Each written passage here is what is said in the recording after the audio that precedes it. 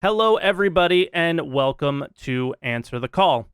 Now, today's show is a show I've wanted to do for weeks and weeks and weeks now, something that I have really been looking forward to, but I just didn't know who to contact. I'm not of the PvP, hardcore PvP, ship dogfighting combat world.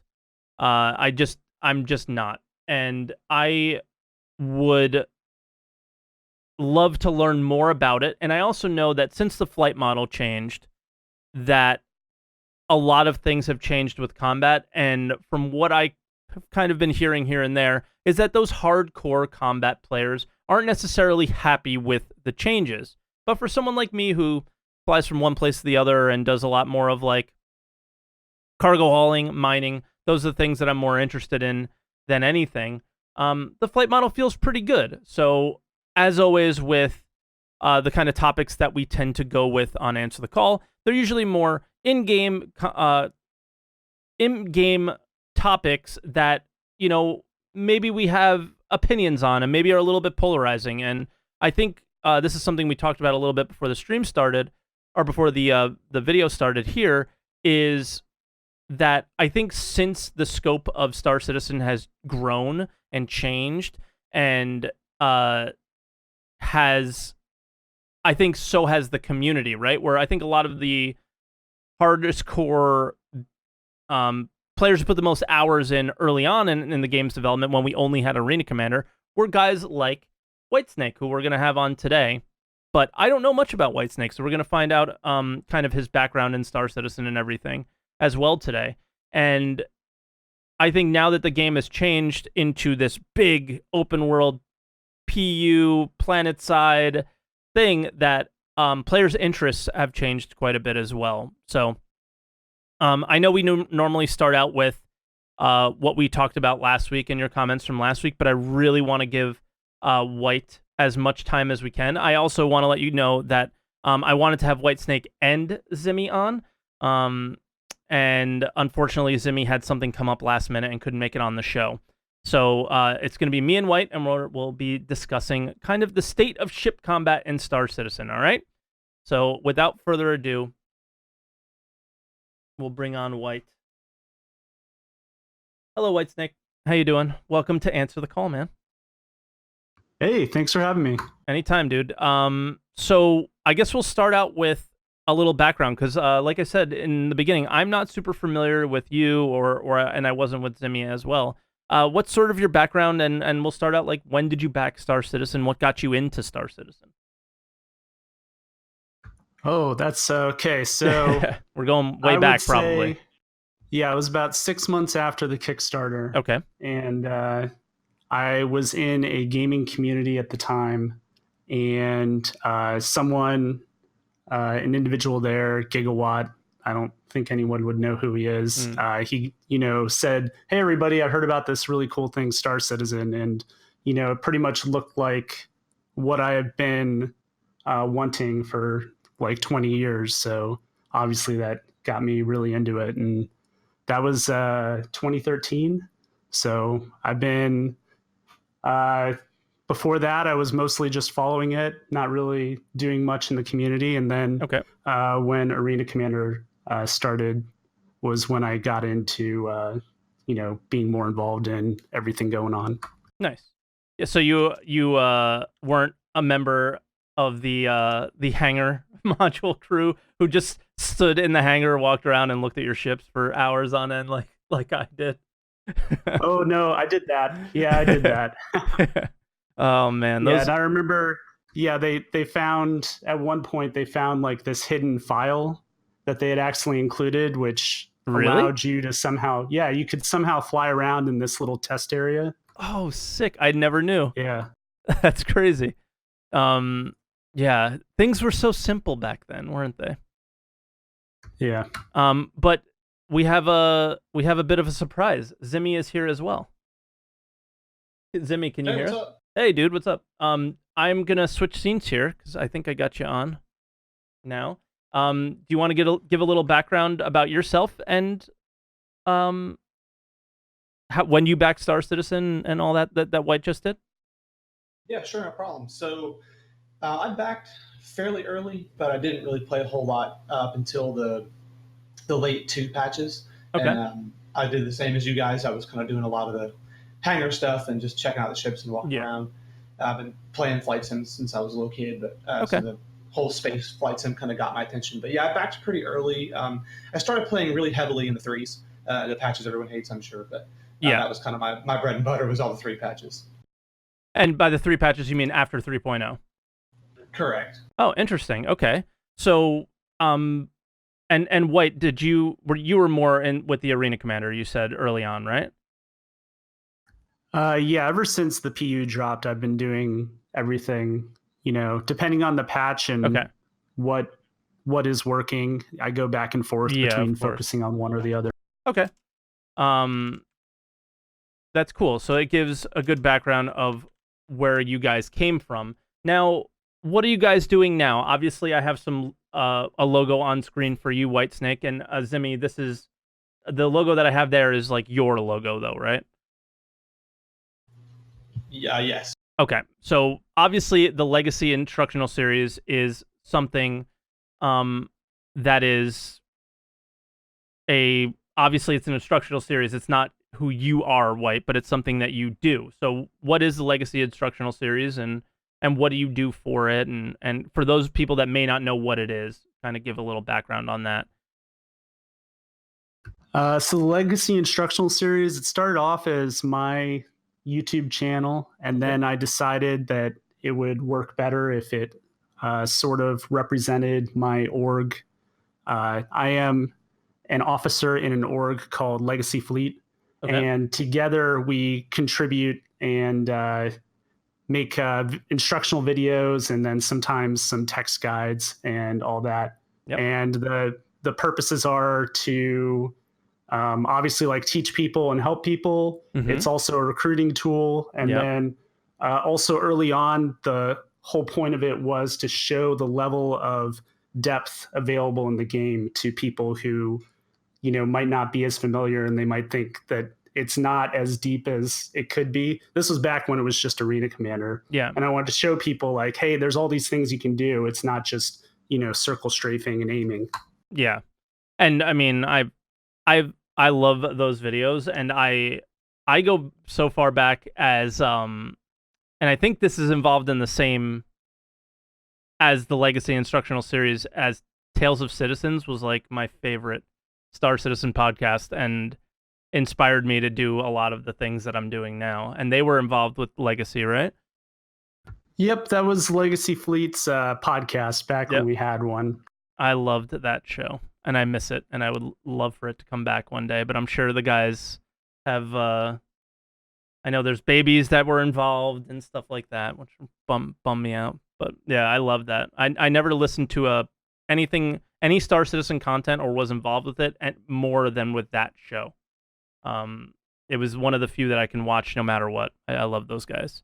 But yeah, all right, I guess we should. Well, other than that, you guys are obviously in an org, right? Which org are you in? And I think Zimmy, are you in 2 different orgs, White and Zimmy? Yes, I'm from Angels of the Warp. Okay. And I think he's part of Legacy. Gotcha. And so do you want to share a little bit about your org?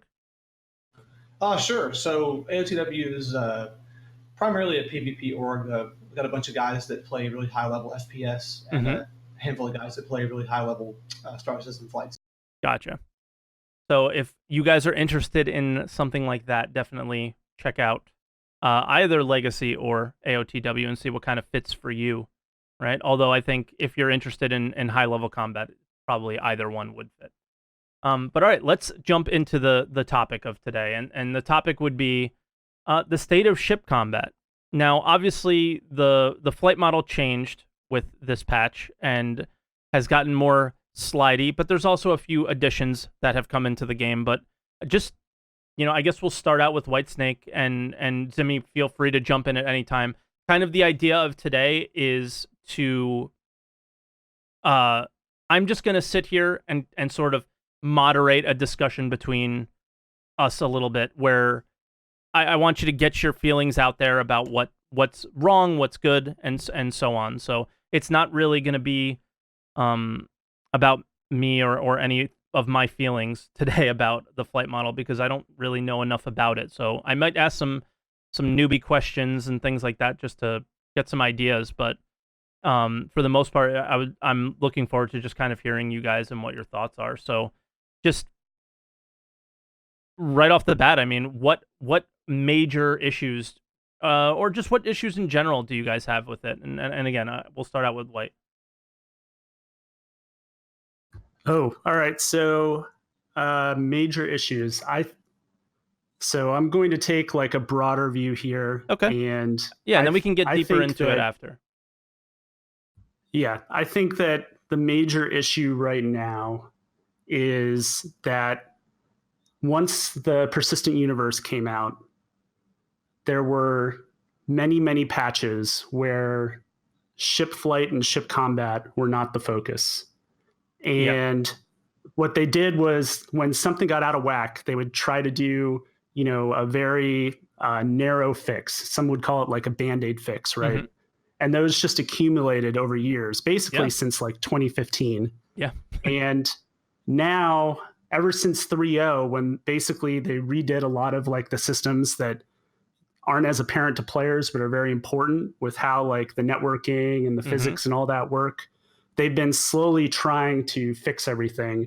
And 3.5 is their attempt to go from the bottom up and try to do everything. But like, we've had years of things that basically are, have been broken or have been messed up or whatever. And so my opinion is, like, the biggest challenge we're seeing right now is whether or not we're going to continue fixing the ship flight and combat, or whether, the CIG attention and resources and focus are going to be, focused on other things as they continue development.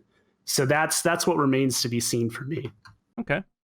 And yeah, and that's definitely pretty broad, but it also is a really good point, because they have 500 people at their studio, but it still just doesn't seem like it's enough, right? And I guess that is the biggest issue, is attention going to be paid to this every single patch? And I'm assuming that your argument is that it should.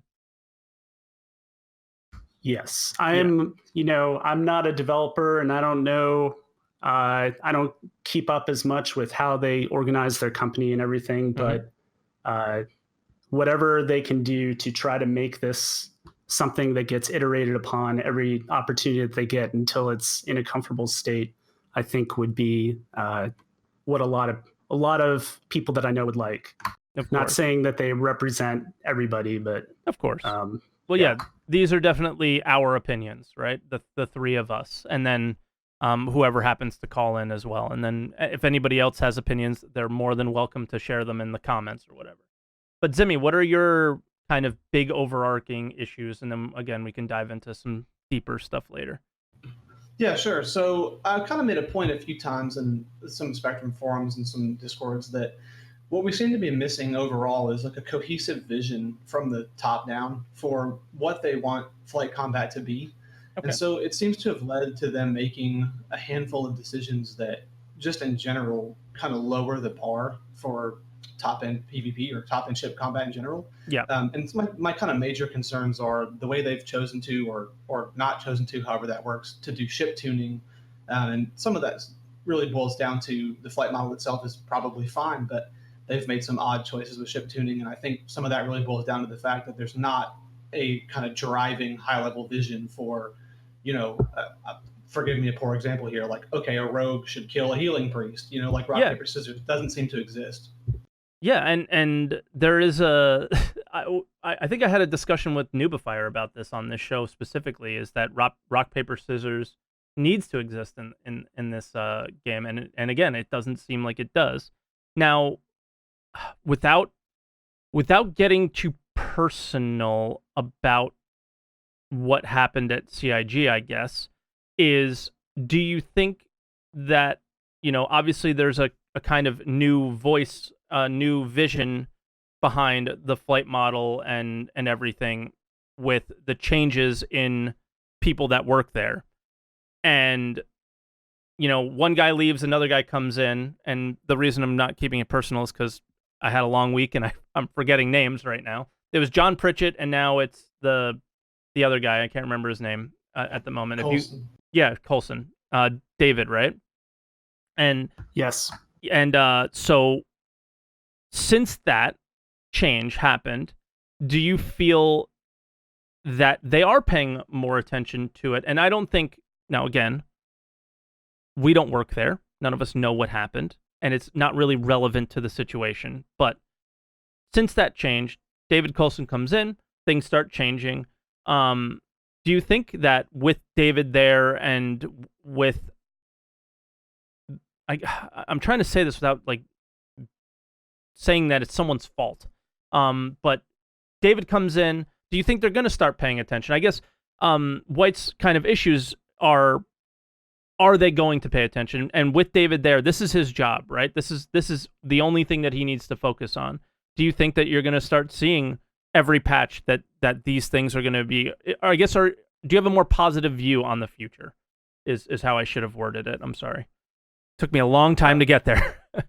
So, White, if I can go first here, I think in general, like, let me be really clear that, so for everything me and White have seen, Coulson's super interested in making sure that flight and flight combat is going to be good. So I 100% believe that he's capable and willing, and that the efforts are being made. I think if I could give my own insight as to what it looks like happened, is that as they were kind of getting the new flight model in a fledgling state, 15 other mechanics and systems got added to the game, and really just kind of threw it all out of whack. Of course. Yeah, and like, you guys are very active in this community, and from what I understand is David's very active in it as well, right? He pops in Discords and talks on Spectrum, so obviously, I think it's a positive, not change or anything, but like going forward from today on, and from the new flight model change on, I don't think, just personally from my perspective, that I think that we put it in and it's just going to kind of get left there and not be iterated on often. So we definitely expect lots of iteration over the next little bit, or for probably the duration of the game and the entire time. And yeah, I mean, would you guys argue that, and this is an argument that I'm starting to see a lot more on getting more polarized, is that flight is everything in the game, right? It's a space game. It's a spaceship game. So flight is obviously the most important thing. But I'm also starting to see some people, and with the advent of like Rexzilla and some of the other people that are making content out there, that not everybody's interested in flight as much anymore. And like being on a planet and FPS mechanics are also becoming really, really important. And I would still argue, and I bought into a space game, and I know you guys were very early in the development as well, before kind of FPS was as much of a focus as it is now. I guess this is a yes or no question, and I'm doing a really bad job of being an interviewer here with you guys, but is ship combat and ship flight the most important thing in Star Citizen? I think it's definitely, I mean, I don't see how it could not be. To kind of quote some of the guys from our org, it's like, anywhere that people can be, generally ships can be. So there's going to be some places where it's relevant to have FPS players, obviously, to hold or secure something. But in the long vision for the game, it's like you're going to need ships to do everything and get you there to have your FPS battle. So, there's going to be a space battle to get to where the FPS battle is. So flight seems to me like it's always going to be kind of the primary concern, or one of the two primary concerns. Yeah. Okay. Cool.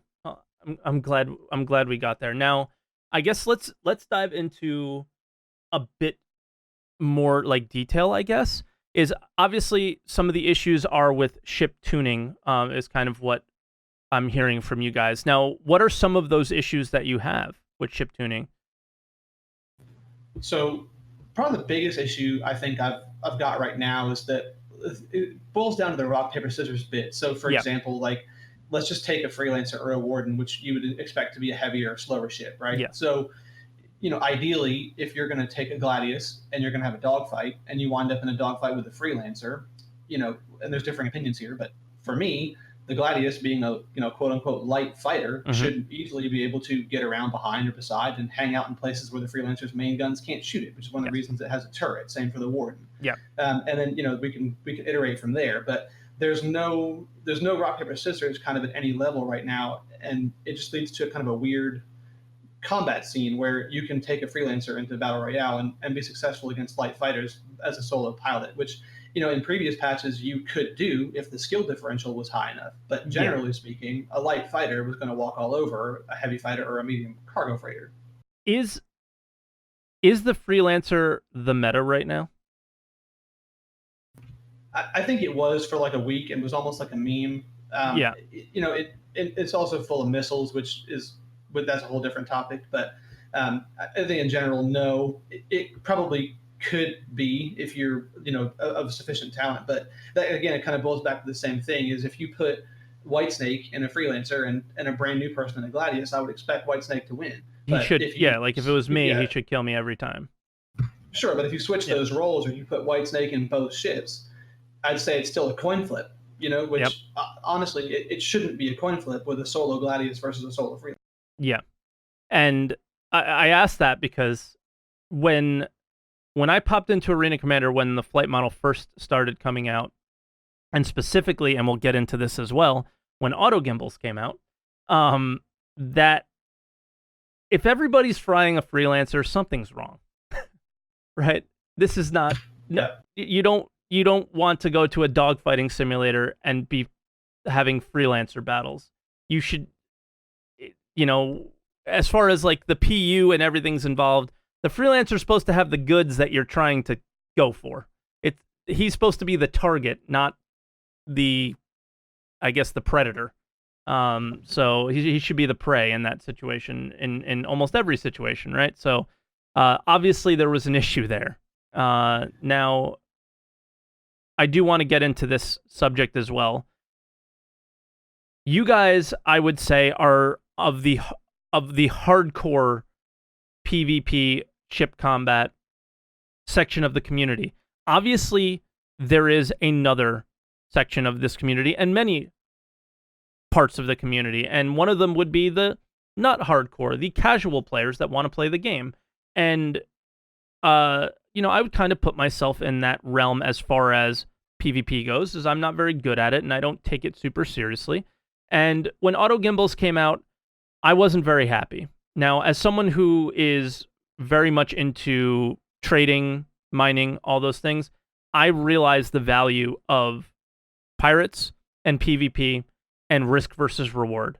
It's very, very important to me that when I go out there and I'm out there making money, that somebody else can make money off of taking advantage of me.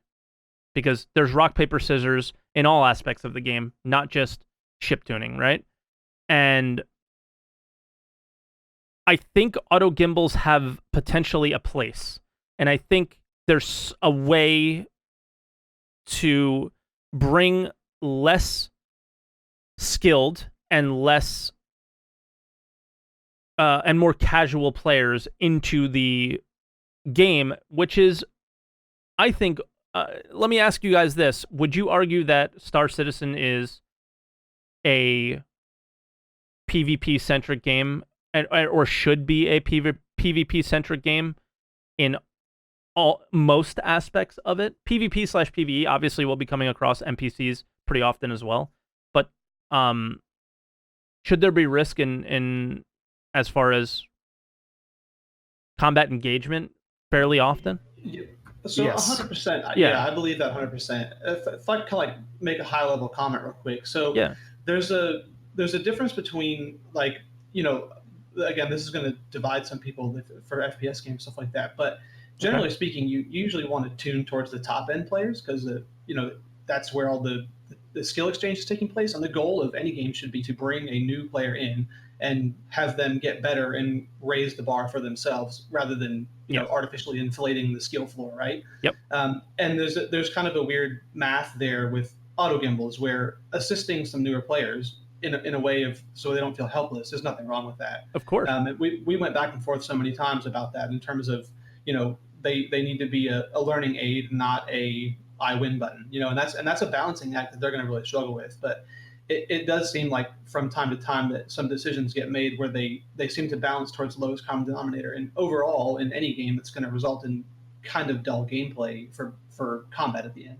Yeah, and I think we all, and I think I heard you guys all say that we kind of agree that coming across combat's going to be really important. And if it's really dull and boring, then the game's going to be really dull and boring. If it's too simple, like if you look at games that have been really popular, even something like that is the world that I'm involved in is poker. Poker is a game that's very easy to learn, but there is a skill gap. 20% of the players in I've millions of hands online that I've played, and 20% of the players win money, 80% of the players lose. And that's kind of what I want to see from Star Citizen, but not obviously. There's no winning and losing here, right? But that the top 20% of players are the people that you should be tuning to. And you're giving something for that 80% to work towards, right? But to get into the game and play and enjoy it should be a little bit simpler, is what I've always thought. And I am seeing what you're seeing too, is that they seem to be going to the lowest common denominator. And that's kind of a disaster for most games. When they start casualizing things, it just gets boring, And I don't know, White, what do you think? Since I kind of keep popping in and I really shouldn't be. I think whether you're talking about auto gimbals specifically or any other feature they implement to try to make it easier for new players, I think that there's always and I might disagree slightly with Zimmy here, okay, but I think he's got a pretty reasonable position. I think that there are ways they can make it so that the more difficult option is still the optimal one for people who know what they're doing. Yeah. And they've done that time and time again. An example, and I know a lot of like really, really good players way better than me that still use manual gimbals, right? So mouse aimed gimbals. But I think it's pretty clear that somebody just starting out, not counting auto gimbals, the easiest way for them to actually hit things is to use interactive mode, right? Yeah. So, but we've had so many patches, years of patches, where that was not overpowered. In fact, most people who knew what they were doing, they would still use fixed weapons. Yes. And I know that auto gimbals are sort of a step above that. I still think it's possible though, but I don't think it's possible for them to balance it right now, because a lot of the things that they need to have working to balance it properly are just, not anywhere near where they need to be right now. Yeah. So I think that's where they're struggling. And that's what kind of goes into what Zimmy was saying, was like, they put in a bunch of new features and then they did say, like, we know we need to balance this, but the problem is it's impossible to balance them properly right now. So I think that's what we're running into. I think that if everything else were fine and, ESP was fine and the lag and the desync and all that were fine, I think auto gimbals as they are right now, they would actually not be like the most powerful thing. Yeah. I think people would still be using, and I think a lot of people still are using fixed weapons, because right now it's a crapshoot anyway. Yeah, I mean, half the time the auto gimbals aren't even working currently in the patch, like half the guns shoot and stuff. But yeah. So with that said, do you the future doesn't seem, is the sky falling? How about that? Is the sky falling? Because I do get the sense that when this patch came out, I saw a lot of the sky is falling comments about combat, right? And the guy who brought us together was Red Lear, and Red Lear's a very good friend of mine. And I go into Red Lear's stream, and he's like, "I'm joining your org. We're gonna go mining. I'm done." Is the sky really falling?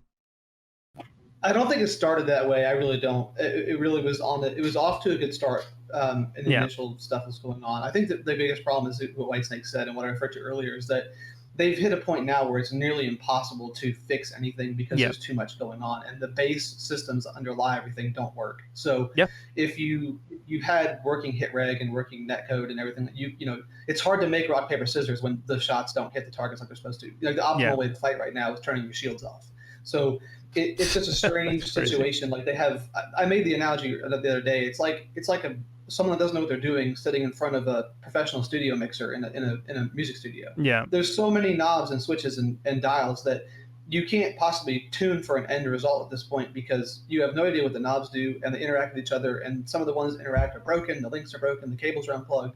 So it's like a really hard, they almost need to go back to stage one, like square one, and really tune flight from a working perspective once all that's fixed. And how long that's going to be, obviously nobody knows. Yeah. So I guess with that said, what do you guys do on a doing on a daily basis now or weekly basis? Like what are you guys doing in game if because I'm kind of getting the sense that it's a waiting game now, and it's a waiting game. The entire game is a waiting game. And I guess is that the solution right now, is to just kind of hang out and wait, but share some more specific, maybe tuning ideas that they can implement on like this kind of topic then? So what I've been trying to do is when I can, I do Arena Commander, and if I'm lucky, I'll find one or two other people in Battle Royale. That's the hardest and that's part.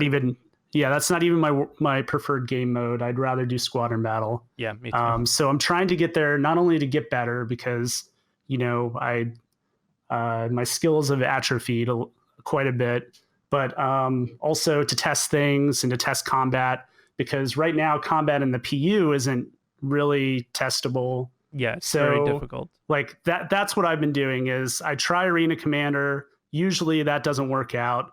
I go to the PU and I mess around there, and my org does stuff there. You know, we test what we can, and we try to come up with our team tactics as much as we can. But I'm sorry, I think that only answered the first part of your question. What was the second part? Well, is it like, do we just wait? You know, because this is something that comes up a lot, and especially with this show specifically, because a lot of the times on this show, I'll go, you know, what's messed up with this specific thing that's been recently added to the game, and how can it be better? And there is a lot of people that come in and just say, well, it's an alpha, and you know, there's no point in having this conversation right now. And I don't get that sense from you guys, but I also get the sense of, well, we're going to give them feedback on what we see now, but a lot of it is just waiting for the other dependent features to come online for them to be able to fix certain things. You know, and is that really the case, or is there, I guess, a point in going in and saying, you know what, the Gladius, you know, its pitch velocity is not high enough right now, or, you know, so on. I think, you know, me personally, I feel like no matter what, any feedback and any discussion on any subject in Star Citizen is imperative all the time, you know? But I don't know what kind of, because I do get the sense of, from both of you guys, that it's like it's unfortunately a waiting game. I think definitely seems. Go ahead, White. I think that you're right that there is, I don't want to sound alarmist, but there is danger in saying it's an alpha, or, oh, we just have to wait, because that's how we ended up with almost 3 years of the problems accumulating, which CIG definitely sees now. So they know that this is a problem, but it's going to take more than one major patch to get through it all. That's the thing. Okay. So I think that we are doing that. We are providing them with specific feedback. Yep. There's a maximum flow that we've achieved. And right now, you know, they are just focused on trying to recover and fix the underlying, you know, stuff that is really obvious right now in the PU, and just get that working, I think, before they start tackling the combat. And I am optimistic that I think they realize that they need to continue to work on this and fix things. Yeah. And as for like, oh, the Gladius needs to pitch at this rate, they are accepting that feedback, I think. Okay. And what about you, Zimmy? No, I would agree with what White said. I mean, it definitely seems like they're trying to get it fixed. I think that there was definitely, I don't think, I'm fairly certain at this point, but there has to be a disconnect somewhere in terms of, certain development teams not necessarily interacting with other ones the way they should be, because it seems difficult to imagine a world in which, like Tor just brought up in the chat there, like where they tune the fixed guns to no longer be fixed when they're trying to use auto convergence, except you're running a matched loadout, all the same guns. So why do you need to have auto convergence, right? So yeah, there seems to be cases where the people that are doing one thing that really affects this other thing don't talk, or if they do, they don't. The one doesn't understand the other. You know what I'm saying? So there's like some of the changes that get made, like leave you scratching your head. Like how I'm not even complaining that it's helping new people or helping veterans. Like why would you do that? Regardless of who you're putting it in for. Yeah. It was it was that stuff was very, even for someone like me, who isn't as involved in ship combat, there was a lot of just why now type of situations. And do you think I always kind of get stuck on this, is it's probably we're testing for Squadron 42 for them? Do you ever get that sense is we're not testing for PvP combat? And for some of these things, we're testing for PvE combat for a lot of this.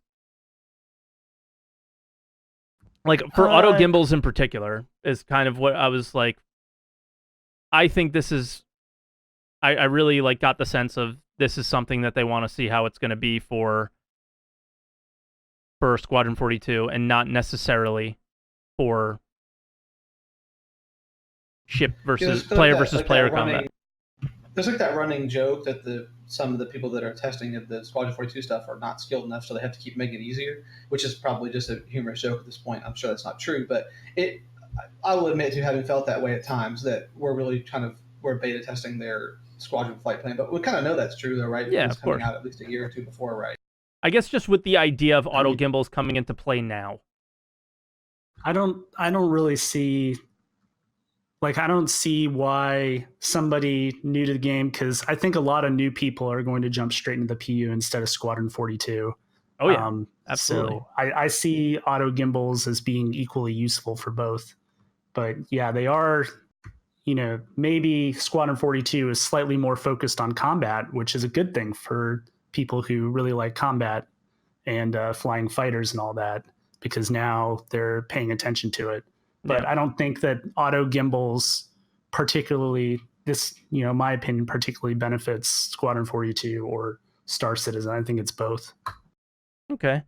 And I was going to go into like, what do you guys think about missiles? And, one thing about that I've been seeing lately whatever I've played is just avoiding them is next to impossible, for me at least.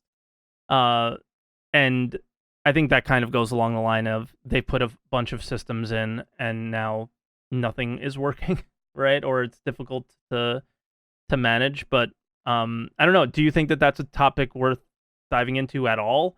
Or is it just another one of those shit's broken, Yeah. No, go ahead. Yeah, missiles are essentially, I don't know if you want to call it half of space combat, but it's like a big portion of space combat that's genuinely ignored both by players and CIG right now, because everybody knows they're broken. Like that is just a really good example of something that we have had patches where it was sort of balanced. It wasn't great, but it worked. And then they just broke, and then they continued to break, and nobody has really made any serious attempt to make them work. And it was on the roadmap for like a minute, I feel like. Yeah. I remember seeing like some sort of missile rework on the roadmap. It may even still be there, and I just can't remember where it is. But I mean, we're going back to like what, 1.3 was when this stuff started becoming a major disaster. And I think I don't see how any I don't care how, what their skill level or whatever it is. I hate saying that, but any developer that goes into the game and tries to use a missile right now, they have to know that it's not a good experience. Yeah. So and it hasn't been. I'm sure they know that they're horrible. Yeah. So there must be some kind of plan to fix them, and it's just later down the road. But this is like an example. Even though CIG's communication about a lot of things is really great, I think that's a potential area where they could improve. Yeah. Zimmy, do you have anything you want to add to that?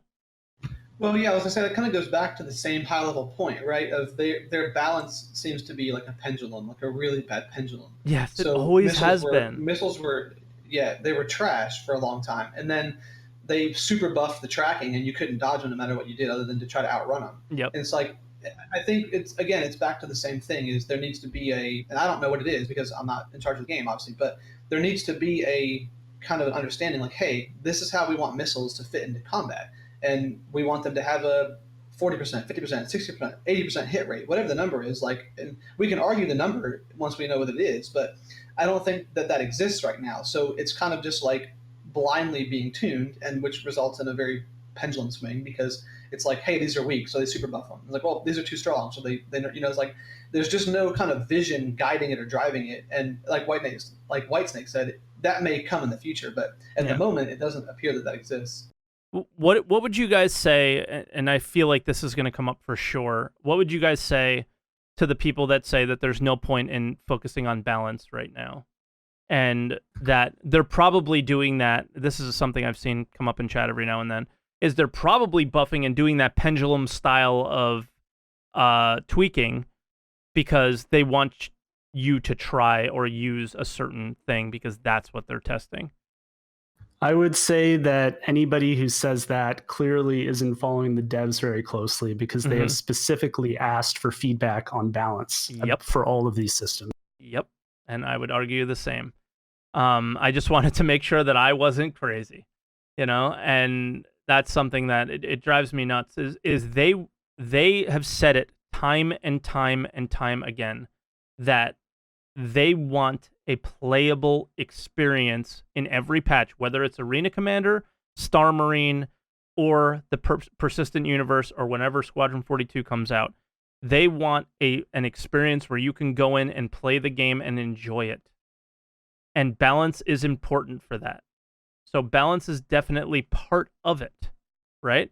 So the pendulum swing thing and some of the arguments that people make against like when we say, well, why is it like that? I don't understand that.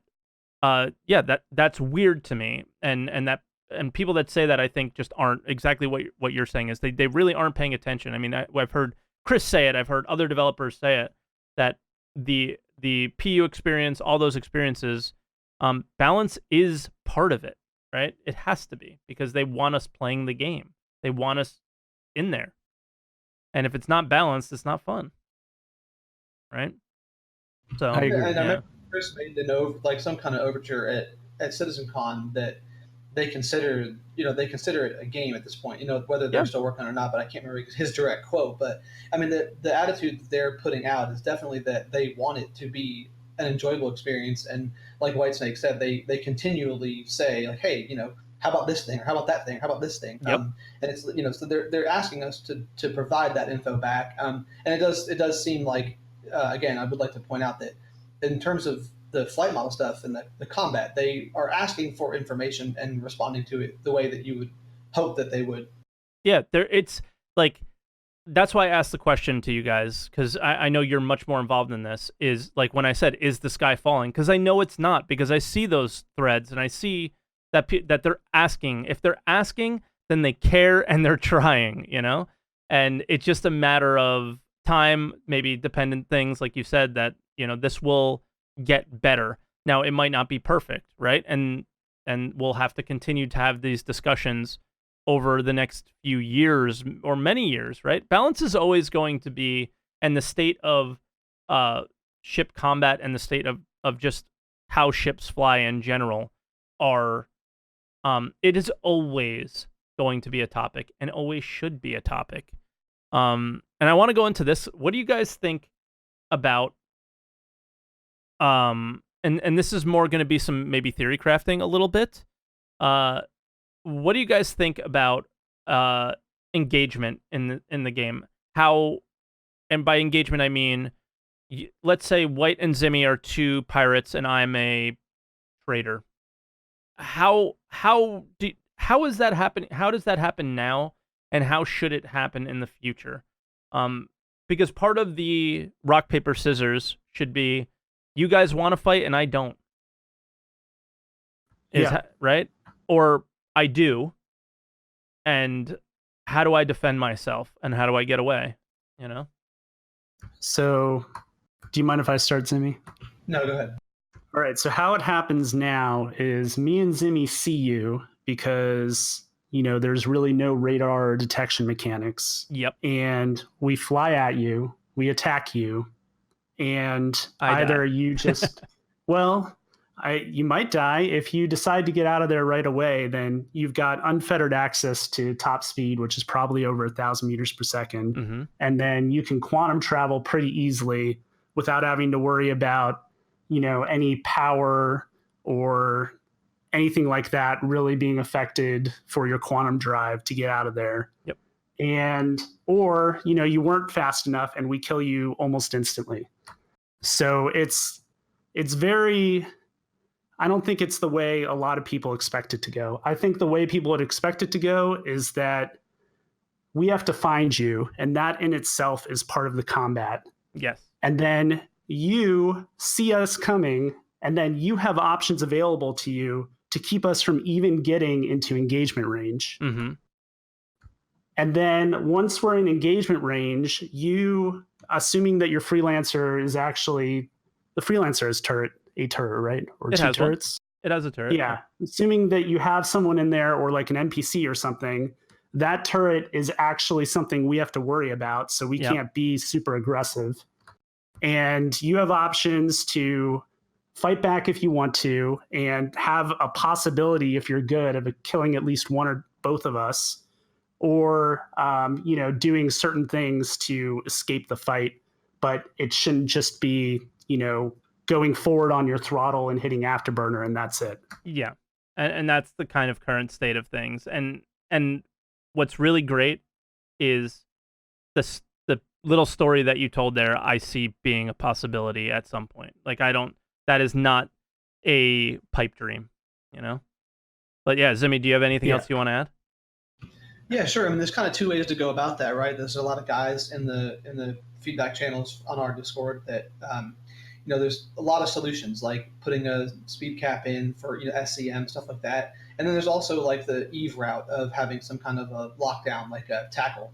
Mm-hmm. And obviously that people that don't want to get messed with are going to complain about tackle mechanics. And I understand that. So it's kind of like, again, there's a balancing act. But yeah, I feel like that's part of your original question of, there should be some risk. Like if you want to go run drugs in a high risk part of space, then you're going to get tackled by a fighter in a tackle ship, and you're probably going to die and lose. But would you argue EMP is our tackle? I don't think so, from the standpoint of it doesn't really do the same thing that tackle does necessarily. Maybe they're gonna twist or turn it that way. Yep. But in general, I would say probably not, because if they don't put some kind of a speed limiter in, then as soon as I EMP you and your power comes back on, you can just zip back up to full speed. And if we haven't, if the TTK is high enough that I can't kill you in the time span of the 2 seconds it takes for the EMP to wear off, So they have to kind of do one or the other, I would say. Otherwise, if you take the risk out of the equation, it kind of just gets boring in general. There's never any kind of tense moment that you live for in a game. Okay. Yeah, I don't really play Eve, but I think the difference would be that an EMP, if it hits you, it prevents you from doing anything, including fighting back. Yeah. That I think that what a lot of people want, but what nobody has really a solid suggestion for, is how to make it so that somebody can escape, but they can still fight back. Yeah. And they can somehow escape by doing something specific. Maybe that's where E-War comes into place. And I think we might be getting slightly off topic here, but maybe E-War comes into place where you're hitting their brakes, And but they could still move around. Yeah, and I want to just clarify something Zimmy said, so it doesn't, sound quite, so it sounds a little bit different. How about that? So we're talking about risk not just for the freighter, but risk for the attackers as well. Absolutely, yeah. They should have to risk something to commit to an attack against a freighter, whether that's from the freighter itself or from people that come to help or people passing by or anything, or, you know, the possibility of an ambush, anything like that.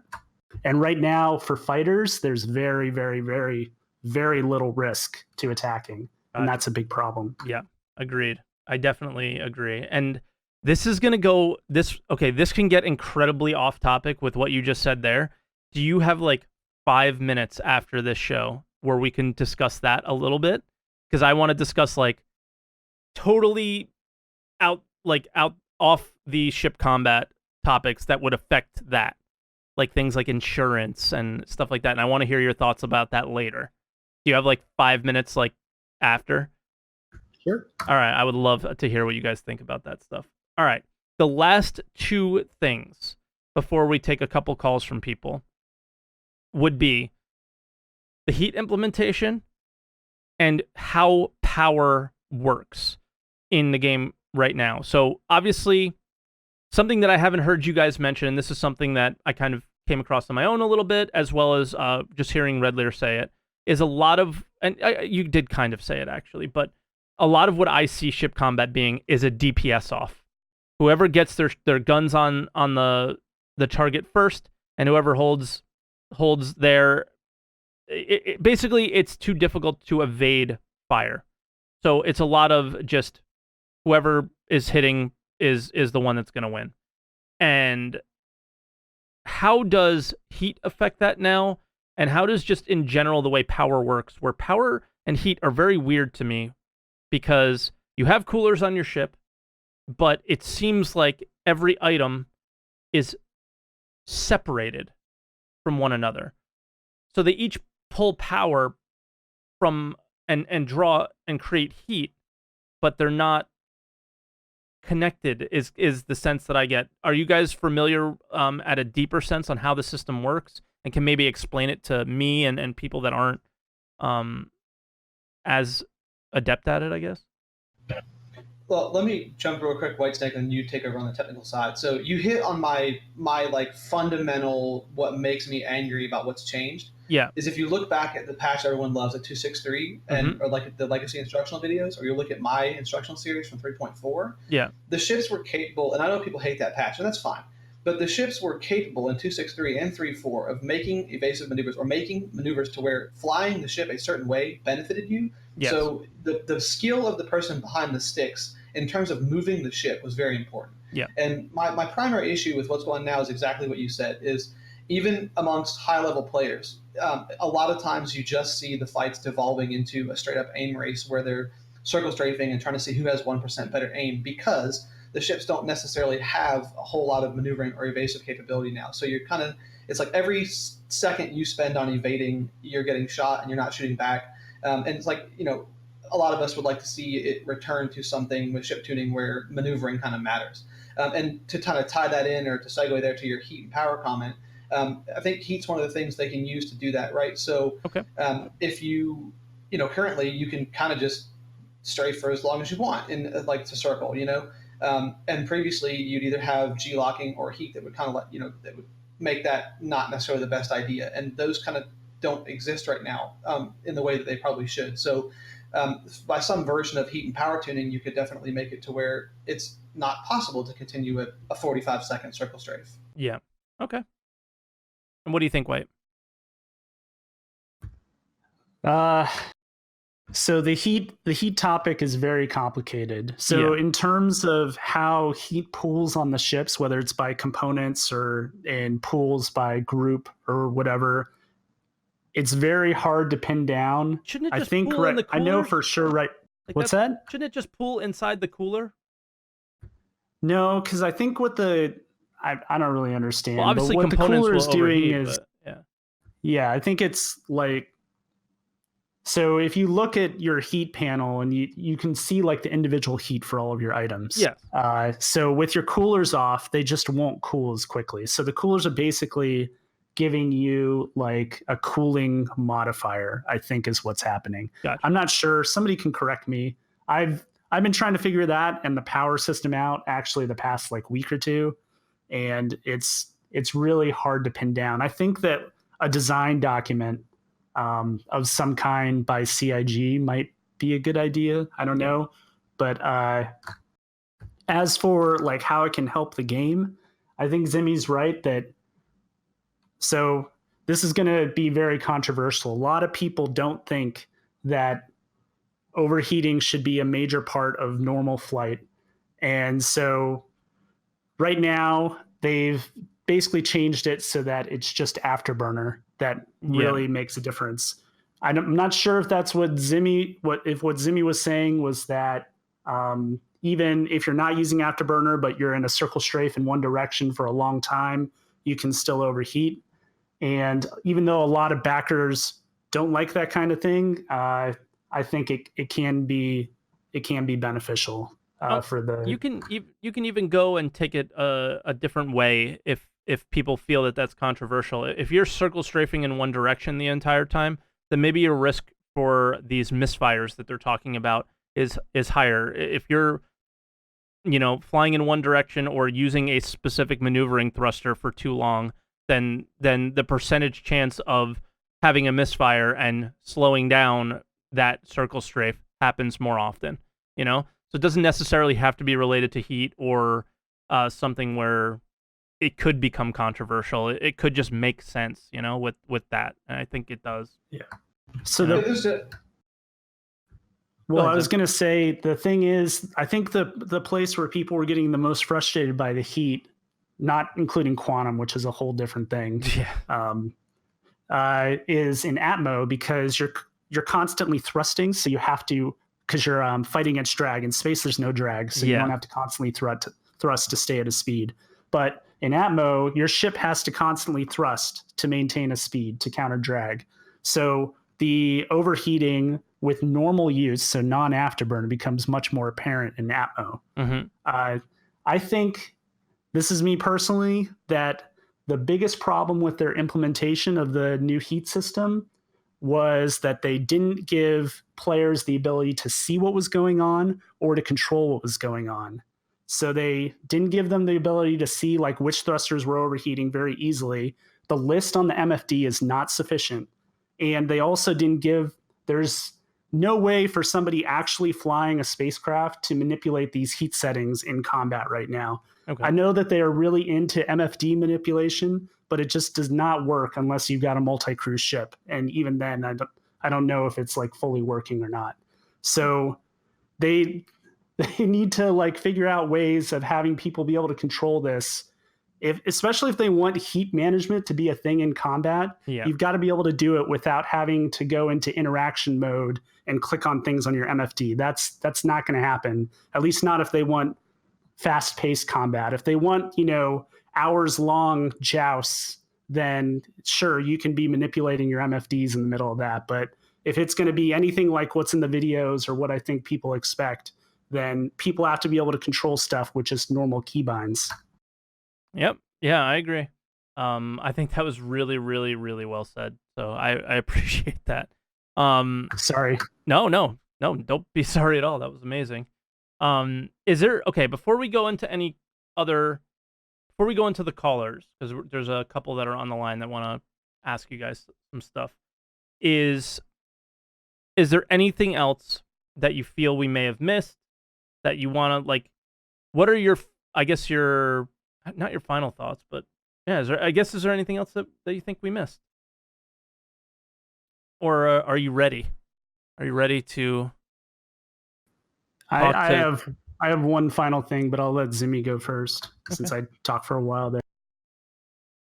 No, I mean, generally, we covered all the big stuff there. I think the biggest takeaway for me and what's going on now is that there just needs to be we need to see and hear that there's a vision behind it and that it's going to take place. And someone in chat said earlier something that made a lot of sense that I've said myself, which is at some point they may just need to say, Chris Roberts needs to say, this is my vision for combat. And if we don't like it, it's at that point, it's like, well, this is what the man says, this is what it is, Yeah.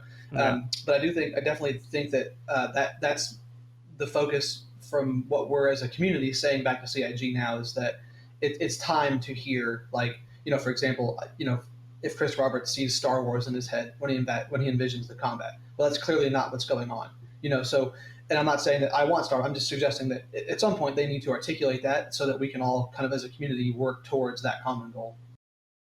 Man, that is pretty much exactly what I was going to say, is that if we can have some kind of solid vision for what things are supposed to look like, then we can save a lot of time arguing with people right now. Because yes, CIG has answered this question a few times over the past year, but it wasn't quite as solid and official as I think something like a Death of a Spaceman type article would be. Yep, or even a video of him talking about it with an article that goes with it. And yeah, dude, you hit the nerve that I have with things as far as this game goes. Is why do we have arguments? We shouldn't have them, because it should just be, this is the vision. But part of the problem with it is the game's vision has changed so many times, and I don't say that in a negative way necessarily, because I think, the switch to procedural planets and so on and so forth, things that they've added on top of what we had when all three of us backed the game so many years ago, are mostly pretty friggin' awesome, right? So, but that changed the way the scope of the game changed, and that changed the vision a little bit, right? Like, I think we can still have arguments, but we shouldn't be having arguments over what CIG's intent is. We should be having arguments over how to achieve that, if that makes sense. I absolutely agree. Yeah, couldn't agree more with that. But all right, with that said, let's jump into our first call, and I'm going to put the guest name in the topic section now. I think that's kind of the best way to do it, since this was a bit of a fly-by-wire show. So his name is IDDKFA, and he's a regular caller on the show. And welcome, IDD. You're on Answer the Call with Whitesnake and Zimmy. A little different. Hello, guys. Hello. Hey, what's up? Before I get into my questions, I have to say that making huge changes to the flight model this late into development always baffled me. And I agree with what Whitesnake said at the beginning. It should have been a focus from the beginning and going forward. It really should be the most polished anything in the game right now, because, it's kind of important for Squadron 42, right? Yeah, always has been. Yep. Did you want to say anything? Nope, I'm good. Sorry. Okay. My first question would be, how does combat speed affect your ability to hit shots right now? Is there a big difference when you fight at, let's say, 200 meters per second or 800? Go ahead, White. Unfortunately, yes. So in an ideal world, there wouldn't be a difference. Like if I'm at 1,000 and you're at 950 and I shoot, there wouldn't be a difference in actually hitting you at that speed, which would be awesome, because then we could just focus on acceleration controls and we don't have to worry about ships having really high speeds and all that, because you can just follow them and match their speed, and you can fight in exactly the same way in decoupled mode or whatever control mode is needed. The problem is that right now, from what I'm seeing I haven't tested this specifically in a few patches, so I'm sorry if this somehow miraculously got fixed, but it just does not, the lag and the desync just do not work at those high speeds as well as they do close to zero speed. So right now, really combat only, not just because the controls are set up to favor low speeds when in combat in coupled mode, but also I don't think that high speed combat is really quite as viable, even if everybody's in decoupled mode, which doesn't care about speed as much. Mm-hmm. Did that answer your question? Sorry.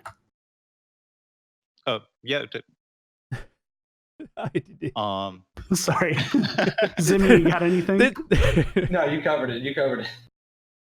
This one that's isn't what I normally was as waiting awkward for. as IDT is being ultra awkward today, which is so funny. Is that all you have, IDD? No, that ties into my next question. Perfect. And Mike, you brought that up as well. That not every engagement is consensual, and of course you should have the ability to run away if you're in the faster ship, or maybe they add other game mechanics that allow you to do so. But do you think it would help if the game would automatically cap your ship speeds if you're in combat? Like if I shoot at you and I hit you, I'm in a combat state and my target is in a combat state. Personally, I'm not a huge fan of that combat state lockdowns. I would like to point out, though, in reference to to come back to what you started asking there. Think about a game like World of Warcraft or any other MMO, right? So running away is usually not the best answer, and most times in MMOs, especially I'll just use WoW because I played that for a long time. You can't really run away successfully. Sometimes you can if you're really lucky. You pop a trinket, use it, pop a bunch of cooldowns, and sometimes you get away. But most of the time, if you get caught unawares, you're probably gonna get taken out. And so if you kind of use that as the mile marker, where you start from, then it's like that. We'd like to see the same thing in Star Citizen, where running is a feasible option sometimes, but most of the time, unless you have a faster ship or some piece of technology the other guy's missing, like if you get caught unawares out mining, you probably should get killed. And I think that in terms of the combat state, what I would rather see them do is just put in some kind of secondary travel mode and reduce the speeds of the ships, which I know is controversial. Like I said, there's lots of potential solutions, but I happen to like that one where the combat speed, quote unquote, is just the basic speed of the ships, and then you spool up into some kind of travel mode or something like that. But in general, I just like to see the overall speed of the ships come down in total, not just in combat. Great. You explained perfectly better what I actually meant with the combat speed reduce. It's kind of funny because I feel like we do kind of have what you already explained, Zimmy, because what we don't really, we're either in and around SCM speed or we zoom all the way up to max speed to get to wherever we're going. Right? At least in my experience, if obviously we have quantum travel, but then once I've quantum traveled and I'm trying to get to the location after I've come out of quantum, I'm usually just putting my speed limiter all the way to max, putting my throttle all the way to max, and then when I get closer, I bring it down. So why not have separated normal flight, which is your we've kind of had this already, and going back to are you basically arguing going back to cruise versus SCM again? So there's a part of that where I, again, not being a designer and not having all the intel, of course, there's probably people smarter than me that can suggest a better solution. In general, it would seem to me that having to be relatively limited in your overall top speed just to fly around normally, and obviously if they did that, they'd have to add more quantum points, and they'd have to give you means to get around the universe faster. So there's obviously that comes with more changes, but yes, I would definitely like to see a separation to where there's no more zoomies like that. Where when you come out of quantum, you're at some relatively manageable speed, whatever they kind of agree to, and then you do something else to cruise or more quantum points or some other version of how to make long distance travel versus what you said, which is just going into 747 mode and slamming the throttle forward and going to get a drink. Yep. Yeah, and there's a lot of that. My issue with SCM was it was just one-sided. I mean, you can go into SCM and go slower and you improve your ability to hit, but if the other target or if your target stays in cruise mode, what does SCM do for you? He just flies away. So the idea of it just being SCM or your, like what Zimmy was saying, is your normal flight versus some other mode that maybe could be prevented. You can prevent that player from going into it then. It also brings up gameplay opportunities like a ship that can drop somebody out of Super Cruise, or a piece of tech that can be used to interdiction tech, versus interdict somebody at quantum versus cruise versus SCM, whatever. It's just gameplay opportunity. And there's that rock, paper, scissors all over again, right? Pretty much like Elite Dangerous has mass lock, right? Yeah. Or they have quantum interdiction as well, or whatever they call it in their True. game. Do I get one last quick question? Of course. So my last question, with the introduction of gimbal assist, how much did it affect you? Do you think there's still enough room for skill to elevate yourself above others? I definitely think there's still room for skill. I think that they could increase that skill ceiling a lot by adding some evasive capability to the ships, or just doing, like I said, the rock paper scissors tuning. But I don't think that skill has been eliminated from the game. Let's be clear. I just think that what they've done is raised the skill floor and lowered the skill ceiling a little bit because of the agility loss on the ships. So when you combine those two things with the potential for the auto aim, it doesn't look fantastic. But there's a lot of room to iterate there, and like I said, it wouldn't take too much tweak one way or the other to make the ships more evasive. They just have to pick which way they want to do it. I agree. All right. All right, IDD, I'll let you go. Thank you so much for your questions and your awkwardness at the Thanks for beginning. having me. Thanks, guys. All right, Always, man. always. Talk to you later. See you Later. Bye. Oh, we had Rumgib, but then he backed out. So we have a very special guest. Uh-oh. Yeah, I think you see who it is. Who is actually a CIG dev, and he has a question for you guys. Hey, Bayor, what's up, man? Hey, how's it going, guys? Good. So, Bayor, Hey. you have a question for the guys. I do, yes. All right. So my question's pretty basic, but I'm very curious about it from a feedback perspective, of course. I'm curious about AI pilot behavior and how that impacts the impressions of the flight model, how it is something that could be maybe better, what it's doing wrong, what it's doing right. Just everything related to AI pilot behavior and how that affects the feedback coming in, just anything like that. You want to go first, White? Yeah, sure. Obviously, it has a really big effect. The worse that the AI perform, and or the more that they're designed to basically allow the pilots to kill them easily, the worse the I would imagine that the feedback gets, because a lot of people, and I kind of bringing in the previous question, do you think PvP or PvE is like the most important thing? I think they're both important. I don't know if I can like pick one or the other, but so people, they're going to try the new flight model, and they go in and they fight against an AI that is designed to basically make itself be shot by a player. And Yeah.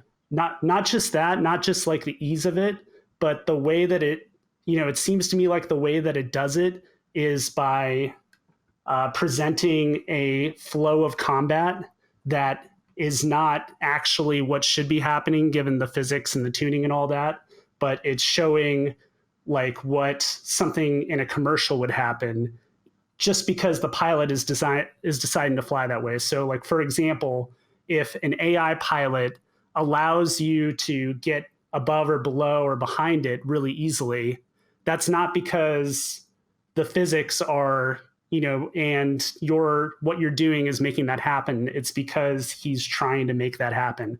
So that would give somebody the impression that this flight, the way that the tuning is set up now allows pilots to get a positional advantage and avoid circle strafing and all that, when really that's because the AI is specifically trying to do that. I don't know if that makes any sense. Yeah, makes sense to me. What about you, Zimmy? I mean, like that's what I really- noticed too. Is they give you the tail. Like they even said it in the ATV that when they talked about it, is like it will give you the tail for a little while, right? Instead of you getting on their tail. That's Yeah. that's what I was going to point out too. Is like that's the major thing that a lot of us keep asking for is positional advantage in player combat. And so I do think what Whitesnake said, I'll just add this a little bit because I think he said it perfectly. When the AI ships give you the impression that the flight model will allow you to do certain things or to get positional advantage, I think you carry that into the first interaction you have with the player, and it's just not going to look like that. So, but a lot of us would like the combat to look like that. So I think it's like Whitesnake said, it's just a little bit of it's somewhat misleading when you fight the AI and you're able to get, what we call pancake or profile shots. Now, to follow up on that, how would you make it so that you have a nice range of skill levels so that you're fighting the AI and you realize you're fighting the AI who just doesn't know what they're doing and is not very good and isn't presenting a challenge, so that if you're new, you can still feel like you're enjoying the combat experience? What would you do if you could control everything and you could actually tune the AI to make it a little bit different, to present challenges for everybody and still make it fun?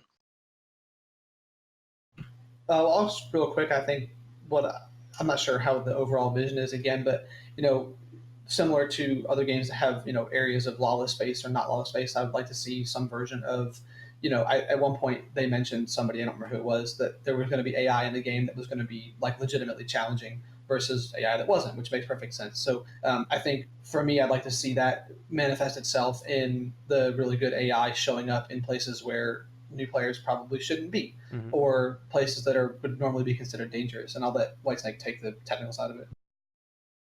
Yeah, I would say I agree with Zimmy that it needs to be apparent to the player when you're just dealing with like some AI that's supposed to not know what it's doing, and then when it's like and obviously like this is already in Vandal Swarm, you have named enemies, so they would be the ones that actually go to what an experienced player would do. For the newer for the AI that are supposed to be representing inexperienced pilots, it's really easy to see what inexperienced pilots do just by watching what happens in the game and all the normal mistakes that pilots, including myself, make, and just basically copying that. I don't know how easy that is to copy that into AI behavior, but if you make an AI that's supposed to be inexperienced act like a player that's inexperienced, then it would seem to me like that would be more getting toward what I thought CIG's goal was, which is to make the AI and players indistinguishable to a player. What would you say are some of the more common mistakes? I'd say a brand new pilot isn't going to strafe. They're going to only use throttle forward. They're going to rotate in a flat plane instead of combining pitch, roll, yaw. I don't know, Zimmy probably has a lot of experience too. You got anything else, Zimmy? Well, that's what I was going to say is, so somebody in the chat there had said something I thought myself, which is AI should have a list of weaknesses this injected into the low-level AI pilot, right? So sorry, my dog in the background. It's okay. I think what I would like to see from that standpoint is, like, in my videos I've showed before, one of the most common mistakes new pilots make is they don't track you properly, right? And that, as Whitesnake said, it's kind of a combination of all three axes. But so it would be fairly simple in that regard to program lower level AI to make poor decisions. So if you strafe to their left and they choose to, roll the opposite way, or they pitch their, it'd be pretty easy to insert like, common level mistakes that would make them struggle to keep their eyes on you or keep their guns on you, as it were. And obviously, the higher you go, they'd make less of those mistakes, and their tracking would be better, and their quote unquote reaction time would be better. Yeah, and I think another big part of that is that if you want the fight against the AI to represent positional combat, you have to make the physics and the ship tuning make positional combat possible naturally against players and AI, rather than just trying to program it into the flight behavior of the AI. Right. And since I don't see anyone else in line, can I do one more follow-up? Keep going, man. So my last follow-up, I guess, is what kind of new pilot behavior do we not want to program into the AI? Because I'm thinking of circumstances like if you have two brand new pilots, and I've experimented with this before, and you throw them into a dogfight, the first thing they do is run into each other. So what kinds of behaviors do you maybe not want the AI bad pilots to do? That's a good point, and that's a good example. Maybe don't have them run away at high speed, because then it turns into a chase game, unless that part of the experience with the AI is you want to, encourage a chase. Maybe that's part of the mission or whatever. What else? Zimmy, you got anything? No, I'm with you on that one. He's describing me. No, I agree with Whitesnake though. If you create that thing where the ship flies away, then you're chasing at it, and with just especially now more with the current way ships are flying, it's a little bit harder to slow down. So when you're chasing after somebody at a maybe above SCM speed, he's coming back now he's turned around and is coming back at you. You're going at him, and it's almost inevitable sometimes. At least, like I said, you're describing me, but that's what happens to me. All too often is I ram into them, they ram into me. More likely I ram into them because of that. So I think that's a pretty good one. I think it's somewhat difficult too to program AI to a high level with the kind of massive change that came into the flight model and potentially more changes down the road. Is the behaviors that would make them really smart right now might make them incredibly stupid 6 months down the road. Perhaps, yeah. And I think it's good to clarify right now that we're talking about AI when they're working and not the really, really buggy versions that we're seeing in the PU right now. Mm-hmm. Yeah, for sure. Yeah, that are obviously related to many other factors, But, yeah. I mean, if you have anything else you want to follow up with, Bair, yeah, go for it. Nope, I think that was the only question I had. Yeah, thanks, guys. Thank you for coming on. I appreciate it. Thanks. Talk to you soon. Yep, see you guys. Bye now. See you. Well, that was a surprise.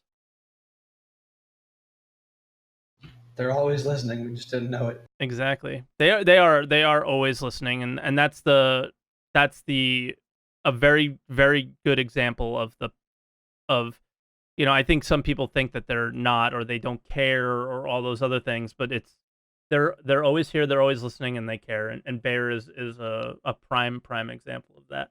So yes, thank you again, Bair. But all right, I guess that is pretty much it for today's show. It's definitely it for today's callers. So I guess I'll ask you guys this: did you guys have fun? Was it different? I know this is very different from typical like podcasts or something like that that you may have seen. It's a little bit of a weird format, but I want to say I appreciate you guys coming on and thank you so much. But did you have fun? Yeah, it was great. Good. I had a really good time. It was a little. Thanks for having us. I had a little shaky start. I'm sorry, but I hope that the people that are listening, really, I took enough of a step back, because sometimes I don't do that well enough. So, but I had a really good time. So guys, thank you so much for stopping on, and I'll do the whole YouTube thing real quick. Thank you guys for watching. If you guys like this video, make sure you hit the subscribe button, like, comment, leave a comment on what you guys thought, and anything that you may want to add to White and Zimmy. But all right, guys, so thank you so much for watching, and I'll see you in the next video. But all right, so I want to go into real quick with you guys for 5 minutes. Oh, wait, actually, hold on. We're not done yet. You guys have to do a little bit of, what, you wanted to promote something, right? Yep. Go for it. Thanks for remembering. Yes, I'm so sorry. Yeah. Oh, it's okay. So one of our org mates, Ms. Hartz, she's hosting a ladies' night out sort of social event. I've got the link. Yep. Oh, thank you. Yeah, happening in the PU at, I think it's 1500 Eastern Daylight Time. Let me just double check that. Hold on. Yeah, 1400 Central, 1900 UTC, 1500 Eastern. And I just wanted to make sure everybody knew about that. It's ladies' night out. So if you're interested, then follow the instructions. There you go. And the instructions are on the screen there for you. So we'll leave them up for a couple minutes. I apologize. I almost forgot. I'm sorry, Miss Hartz. But yeah, there you go. So, and is there anything else you guys want to promote? Again, your orgs and the Legacy Instructional series and all that stuff. So I guess we'll just start from next to me, White. Who are you? Where can people find you? What org are you in? How can they interact with you? All those things. So I'm Whitesnake. I am the producer for Legacy Instructional Series, which is a service, I guess, provided by Legacy Fleet, which is an org, mercenary org in Star Citizen. I'll put the link to the channel in chat. But yeah, it's basically a channel focused on helping new players, not necessarily like the basic level, like press this button to do this, sort of like in between that and Zimmy stuff, which is, more advanced than even I'm really at, to be perfectly honest. So I guess it's pretty mid-level, just sort of getting people from, knowing what controls do what and into thinking about motion and combat and all that kind of stuff. And then Zimmy, what about you, bud? So again, my org is Angels of the Warp. I'll grab a link to us here so I can put it in chat. Yes. I do some YouTube tutorials, and we're kind of waiting for the flight model to kind of settle out before I put the next set out. I have some kind of tape rolling already, but because we're kind of waiting to see how that plays out. But yeah, I'll drop a link to the org as if anybody's interested in like high-level PvP for either FPS, in or out of Star Citizen, or flight in Star Citizen. We have I'm not ashamed to admit we have a collection of probably the top end pilots. Absolutely.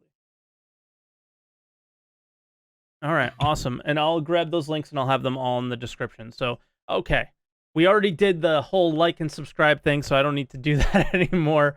So again, thank you so much for watching, everybody. And yeah, I apologize I didn't jump in there and give you guys your time as much as you should have at the end there. So thank you so much for watching, everybody, and we'll see you on the next Answer the Call.